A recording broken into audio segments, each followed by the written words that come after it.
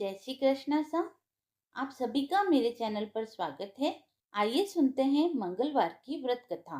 प्राचीन समय में ऋषि नगर में केशवदत्त नामक ब्राह्मण अपनी पत्नी अंजलि के साथ रहता था। केशवदत्त को धन संपत्ति की कोई कमी नहीं थी। सभी लोग केशवदत्त का सम्मान करते थे, लेकिन उसके कोई संतान नहीं थी। इसी कारण केशवदत्त बहुत चिंतित रहता था। पुत्र प्राप्ति की इच्छा से दोनों पति पत्नी प्रत्येक मंगलवार को मंदिर में जाकर हनुमान जी की पूजा करते थे। विधिवत मंगलवार का व्रत करते हुए उन लोगों को कई वर्ष बीत गए, पर उन्हें संतान की प्राप्ति न हुई। केशवदत्त बहुत निराश हो गए, लेकिन उन्होंने व्रत करना नहीं छोड़ा। कुछ दिन के पश्चात केशवदत्त पवन पुत्र हनुमान जी की सेवा करने के लिए अपना घर बार छोड़कर जंगल में चले गए और उनकी धर्मपत्नी अंजलि घर में ही रहकर मंगलवार का व्रत करने लगी। इस प्रकार से दोनों पति पत्नी पुत्र प्राप्ति की इच्छा से मंगलवार का विधिवत व्रत करने लगे। एक दिन अंजलि ने मंगलवार को व्रत रखा, लेकिन किसी कारणवश उस दिन वह हनुमान जी को भोग लगाना भूल गई और सूर्य अस्त के बाद भूखी ही सो गई। तब उसने अगले मंगलवार को हनुमान जी को भोग लगाए बिना वह भोजन नहीं करेगी, ऐसा उसने प्रण कर लिया। 6 दिन तक वह भूखी प्यासी रही। 7वें दिन मंगलवार को अंजलि ने हनुमान जी की विधिवत पूजा व अर्चना की, लेकिन तभी भूख प्यास के कारण वह बेहोश हो गई। अंजलि की इस भक्ति को देखकर हनुमान जी प्रसन्न हो गए और उन्होंने अंजलि को स्वप्न में कहा, उठो पुत्री, मैं तुम्हारी पूजा से प्रसन्न हूँ और तुम्हें सुंदर और सुयोग्य पुत्र होने का वर देता हूँ। यह कहकर पवन पुत्र अंतर्ध्यान हो गए। तब तुरंत ही अंजलि ने उठकर हनुमान जी को भोग लगाया और स्वयं भी भोजन किया। हनुमान जी की अनुकंपा से कुछ महीनों के बाद अंजलि ने एक सुंदर बालक को जन्म दिया। मंगलवार को जन्म देने के कारण उसने बच्चे का नाम मंगल प्रसाद रखा। कुछ दिनों के बाद केशव दत्त भी घर लौट आया। उसने मंगल को देखा तो अंजलि से पूछा, यह सुंदर बच्चा किसका है? अंजलि ने खुश होते हुए हनुमान जी के दर्शन देने और पुत्र प्राप्त होने का वरदान देने की सारी कथा सुना दी। केशव दत्त को उसकी बातों पर विश्वास न था। उसके मन में यह कलुषित विचार आ गया कि अंजलि ने उसके साथ विश्वासघात किया है और अपने पापों को छिपाने के लिए झूठ बोल रही है। केशवदत्त ने उस बच्चे को मार डालने की योजना बनाई। एक दिन केशवदत्त स्नान करने के लिए कुएं पर गया। मंगल भी उसके साथ था। केशवदत्त ने मौका देखकर मंगल को कुएं में फेंक दिया और घर आकर बहाना बना दिया कि मंगल तो कुएं पर मेरे पास पहुंचा ही नहीं।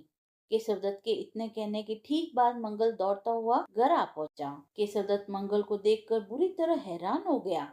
उसी रात हनुमान जी ने केशवदत्त को सपने में दर्शन देते हुए कहा, तुम दोनों के मंगलवार के व्रत करने से प्रसन्न होकर पुत्र जन्म का वर मैंने प्रदान किया था, फिर तुम अपनी स्त्री को उल्टा क्यों समझते हो? उसी समय केशवदत्त ने अंजलि को जगाकर उससे क्षमा मांगी और स्वप्न में हनुमान जी के दर्शन देने की सारी कहानी सुनाई। केशवदत्त ने अपने बेटे को हृदय से लगाकर बहुत प्यार किया। उस दिन के बाद सभी आनंद पूर्वक रहने लगे। मंगलवार का विधिवत व्रत करने से केशवदत्त और उसके परिवार के सभी कष्ट दूर हो गए। इसी तरह जो स्त्री पुरुष विधिवत रूप से मंगलवार के दिन व्रत रखते हैं, व्रत कथा सुनते हैं, अंजनी पुत्र हनुमान जी उनके सभी कष्टों को दूर करते हुए उनके घर में धन संपत्ति का भंडार भर देते हैं। कथा समाप्त हुई। मंगलवार की व्रत कथा। व्यास जी ने कहा, एक बार नैमिषारण्य तीर्थ में 80,000 मुनि एकत्र होकर पुराणों के ज्ञाता श्री सूत जी से पूछने लगे, हे महामुने, आपने हमें अनेक पुराणों की कथाएं सुनाई है। अब कृपा करके हमें ऐसा व्रत और कथा बतलाइए जिससे संतान की प्राप्ति हो तथा मनुष्य को रोग शोक अग्नि सर्व दुख आदि का भय न रहे, क्योंकि कलयुग में सभी जीवों की आयु बहुत कम है।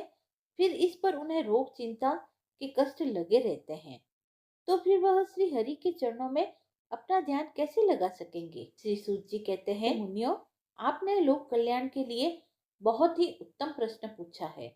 एक बार राजा युधिष्ठिर ने भगवान श्री कृष्ण से लोक कल्याण के लिए यही प्रश्न पूछा था। भगवान श्री कृष्ण और युधिष्ठिर का संवाद मैं तुम्हें सुनाता हूँ, ध्यान पूर्वक सुनो। एक समय पांडवों की सभा में श्री कृष्ण जी बैठे हुए थे। तभी युधिष्ठिर ने भगवान श्री कृष्ण से प्रश्न किया, हे प्रभु नंदन नंदन गोविंद, आपने मेरे लिए अनेकों कथाएं सुनाई हैं। आज आप कृपा करके ऐसा व्रत व कथा सुनाइए जिसके करने से मनुष्य को रोग चिंता का भय समाप्त हो जाए व पुत्र की प्राप्ति हो। हे प्रभु, बिना पुत्र के जीवन व्यर्थ है। पुत्र के बिना मनुष्य नरकगामी होता है। पुत्र के बिना मनुष्य पितृऋण से छुटकारा नहीं पा सकता और न ही उसका नंग नामक नरक से उद्धार हो सकता है। अतः पुत्रदायक व्रत बतलाइए। श्री कृष्ण भगवान बोले, हे राजन, मैं एक प्राचीन इतिहास सुनाता हूँ, आप उसे ध्यान पूर्वक सुने। कुंडलपुर नामक एक नगर था। उसमें नंदा नामक एक ब्राह्मण रहता था। भगवान की कृपा से उसके पास सब कुछ था, फिर भी वह दुखी था। इसका कारण यह था कि उस ब्राह्मण की स्त्री सुनंदा के कोई संतान नहीं थी। सुनंदा पतिव्रता थी, भक्ति पूर्वक श्री हनुमान जी की आराधना करती थी। मंगलवार के दिन व्रत करके अंत में भोजन बनाकर हनुमान जी को भोग लगाने के बाद स्वयं भोजन करती थी। एक बार मंगलवार के दिन ब्राह्मणी गृह कार्यों की अधिकता के कारण हनुमान जी को भोग न लगा सकी, तो इस पर उसे बहुत दुख हुआ। उसने कुछ भी नहीं खाया और मन में यह प्रण किया कि अब तो अगले मंगलवार को ही हनुमान जी का भोग लगाकर अन्न जल ग्रहण करेगी। ब्राह्मणी सुनंदा प्रतिदिन भोजन बनाती, श्रद्धा पूर्वक पति को खिलाती, परंतु स्वयं भोजन नहीं करती और मन ही मन श्री हनुमान जी की आराधना करती थी। इसी प्रकार 6 दिन गुजर गए।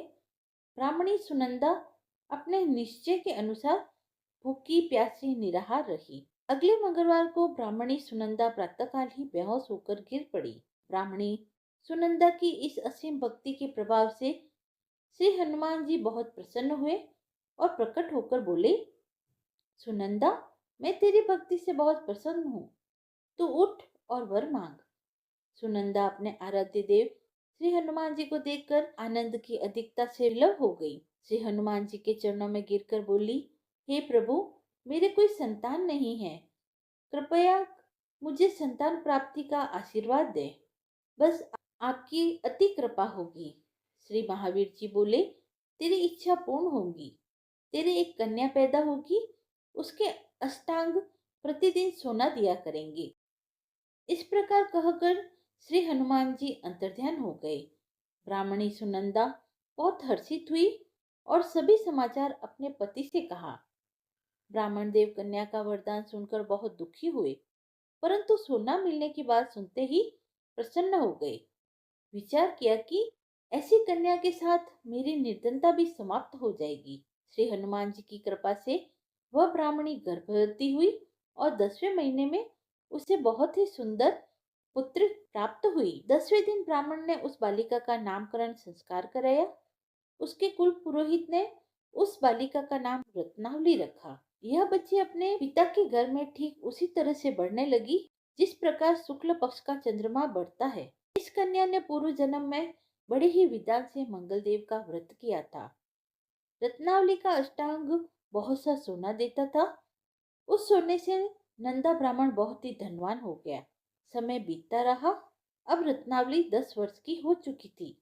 एक दिन जब नंदा ब्राह्मण प्रसन्नचित्त था, तब सुनंदा ने अपने पति से कहा, मेरी पुत्री रत्नावली विवाह के योग्य हो गई है, अतः आप कोई सुंदर तथा योग्य वर देखकर इसका विवाह कर दें। यह सुनकर ब्राह्मण बोला, अभी तो रत्नावली बहुत छोटी है।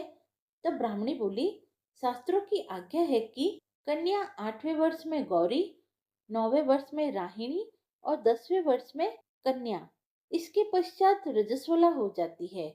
गौरी के दान से पाताल लोक की प्राप्ति होती है, राहिणी के दान से वैकुंठ लोक की प्राप्ति होती है और कन्या के दान से इंद्रलोक के सुखों की प्राप्ति होती है। अगर हे पतिदेव रजस्वला का दान किया जाता है तो घोर नरक की प्राप्ति होती है। इस प्रकार ब्राह्मण बोला, अभी तो रत्नावली मात्र 10 वर्ष की ही है और मैंने तो 16-16 साल की कन्याओं के विवाह कराए हैं, अभी जल्दी क्या है।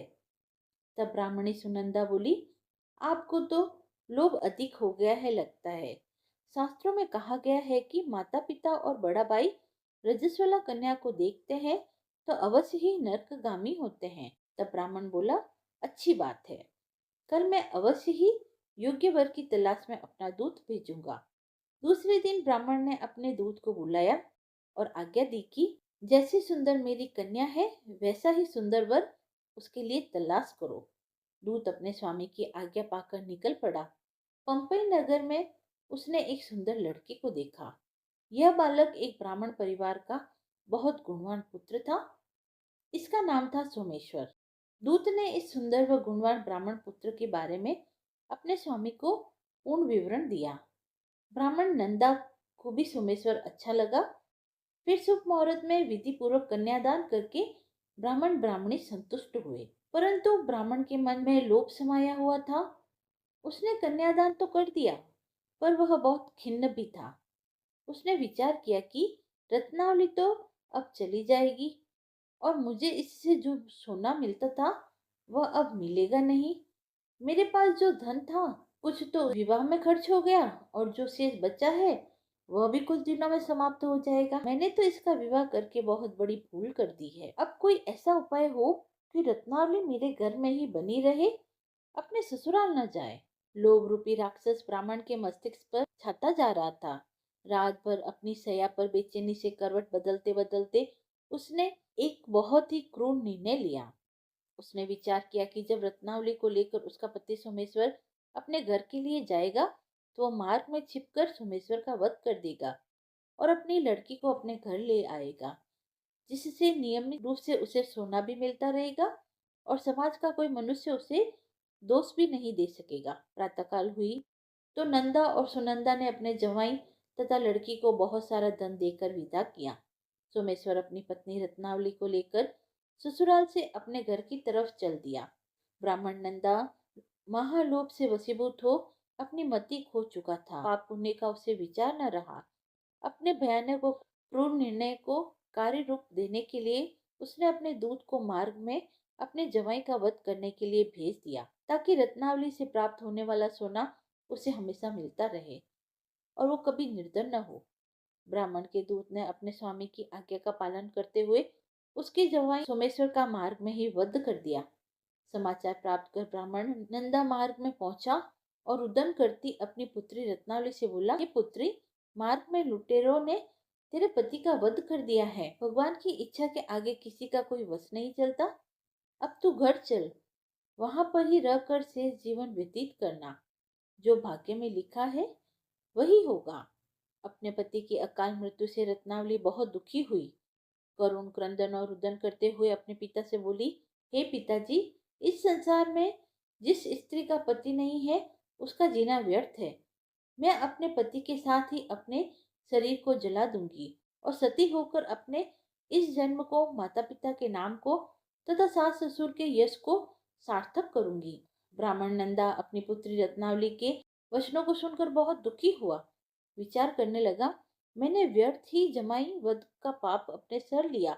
रत्नावली तो उसके पीछे अपने प्राण तक देने को तैयार है। मेरा तो दोनों तरफ से मरण हो गया। धन तो अब मिलेगा नहीं। जमाई वध के पाप के फलस्वरूप यम यातना भी भुगतनी पड़ेगी। यह सुनकर वह बहुत खिन्न हुआ।